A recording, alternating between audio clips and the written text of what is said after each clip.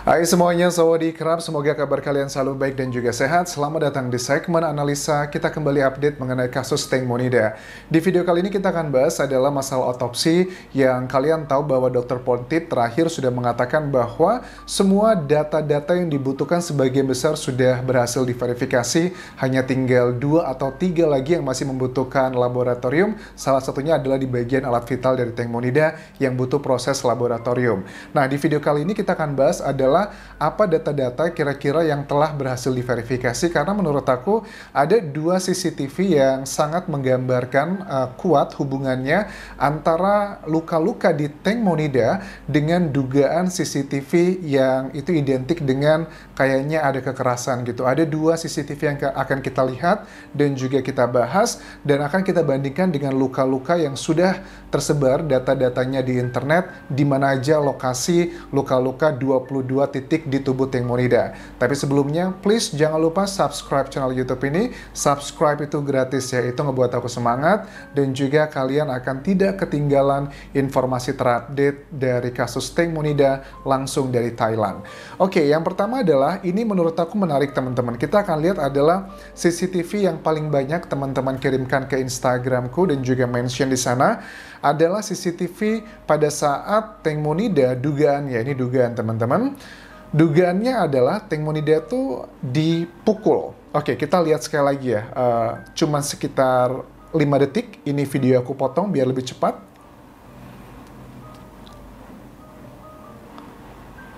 Oke, ini kayak ada 2 interpretasi. Coba kita lihat lagi. Ada beberapa interpretasi. Ada kesan ini kayaknya kesan dijambak, kemudian dipukul seperti ini. Itu interpretasi ya, subjektif ya. Kita akan coba beberapa kemungkinan terbesarnya. Itu yang pertama. Yang kedua,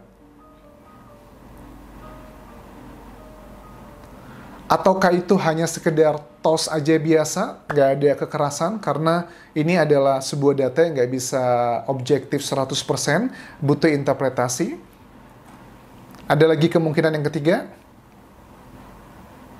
Oke, ini kesannya kayak dia tuh lagi dipukul, terus dijambak, ada hal seperti itu, atau menangkis seperti itu adalah 3 kemungkinan terbesarnya.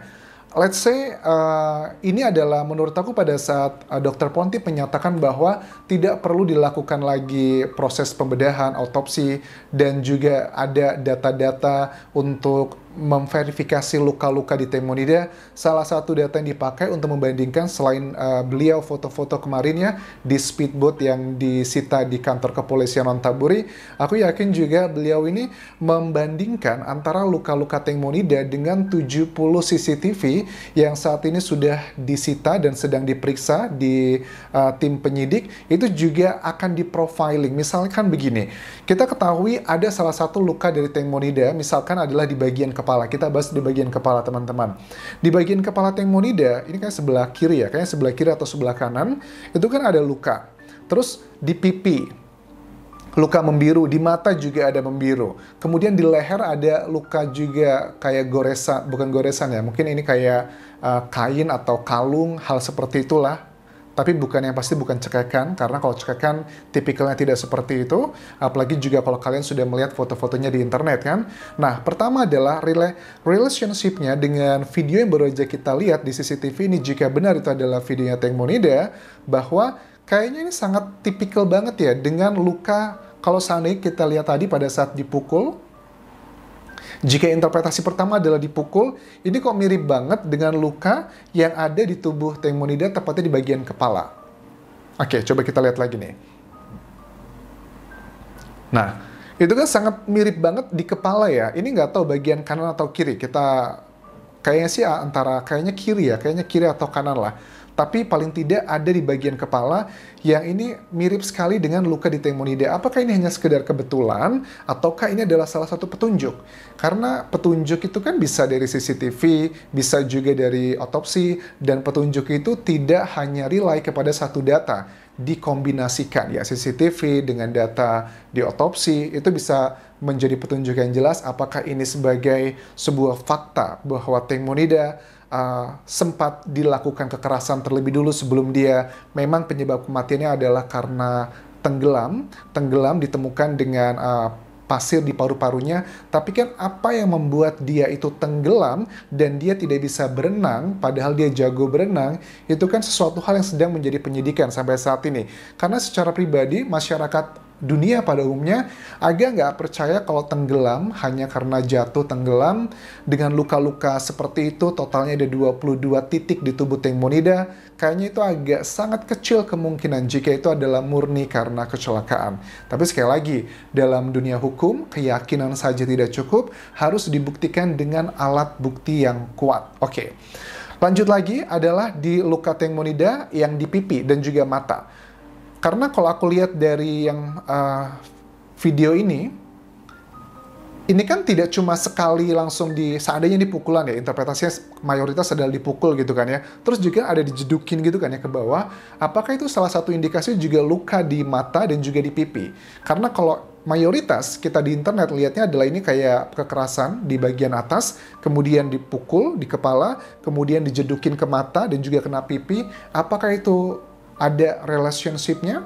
Nah, ini adalah menjadi salah satu hal yang menjadi penyidikan juga untuk otopsi. Karena ya suka nggak suka, proses otopsi juga sama seperti kita masyarakat umum, ada bagian di mana juga menggunakan indera, panca indera kita, yaitu adalah mata untuk melihat di mana titik lukanya, di mana dengan CCTV yang dinilai sudah menjadi petunjuk.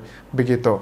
Lanjut lagi, kita akan coba lihat adalah di CCTV yang kedua. Ini tentang... Oke, ini adalah CCTV di jam 21:54 malam di tanggal 24 Februari, tepat di malam kejadian Teng Monida tenggelam. Ini adalah dugaan masyarakat di Thailand yang menilai bahwa, perhatikan tanda merahnya, ada sesuatu yang dibuang ke dalam air. Oke, di video sebelumnya aku sudah bahas dengan detail bahwa kalau di tim penyidik Bangkok dan juga Nontaburi mengatakan itu bukanlah sesuatu yang dibuang ke dalam air, tapi adalah efek dari cahaya. Nah, tentunya juga nggak percaya. Terus teman-teman tanya di video aku sebelumnya, kalau cahaya Anjas itu tidak mungkin ada percikan. Coba ada percikan nggak sih? Coba kita lihat lagi ya. Oke, perhatikan tanda merah. Ya. Oke. Lagi deh, ada percikan nggak sih? 1, 2. Kayaknya ada percikan sedikit walaupun nggak percikan banyak. Itu kalau aku melihatnya. Setuju nggak sih? Tapi sekali lagi, tim penyidik mengatakan bahwa hasil analisa mereka itu adalah efek dari cahaya aja. Oke, kemudian kalau dari CCTV yang kedua ini Anjas, kita bandingkan dengan tubuh dari Teng Monida, karena ya otopsi itu kan ada istilah petunjuk emas ya. Kalau dalam dunia otopsi itu ada petunjuk emas, petunjuk perak, petunjuk perunggu, karena emas itu kan termasuk yang sudah kategorinya sudah sangat baik sekali, bisa memberikan gambaran apa yang sebenarnya terjadi. Kalau di bagian belakang, apakah ini berhubungan dengan luka-luka Teng Monida? Karena di tubuh Teng Monida tuh lukanya nggak cuma yang sering kita bahas adalah luka panjang di paha kanan 30 cm, tapi juga ada di pergelangan kaki ya teman-teman, di pergelangan kaki di bawah gitu, dan juga di lutut itu ada 2 titik luka selain di paha kanannya. Apakah ini juga salah satu indikasi pada saat dia juga dibuang? Karena dia ini kalau aku menangkap ya, jika seandainya masyarakat di Thailand itu benar, banyak yang berpikir bahwa ini adalah indikasi pembunuhan, walaupun sudah jelas penyebab kematiannya nggak bisa dibantahkan, bahkan Dr. Ponti pun setuju, tidak ada perubahan tentang penyebab kematian, yaitu adalah karena tenggelam. Tapi apakah pada saat Teng Monida seandainya tenggelam, itu dia dibuat tidak berdaya terlebih dulu? Tidak berdaya itu banyak cara, bisa karena alkohol, bisa karena luka-luka yang sebegitu parah yang ngebuat dia pingsan. Apakah ketidakberdayaan ini adalah efek dari orang, manusia, atau karena ketidakberdayaan dia pada saat berada di Sungai Chao Phraya? Tapi menurut aku, kalian masih ingat di video kemarin pada saat aku bahas salah satu saksi menelpon tim SAR jam 22:33 kan ya, sekitar itu kurang lebih. Itu kan kita lihat suasananya, kalau memang itu detik-detik jatuh 1 menit sebelumnya atau 5 menit sebelumnya, ya masa hanya jatuh, ngejeblak begitu aja bisa langsung lukanya ada di 22 titik, kan nggak mungkin.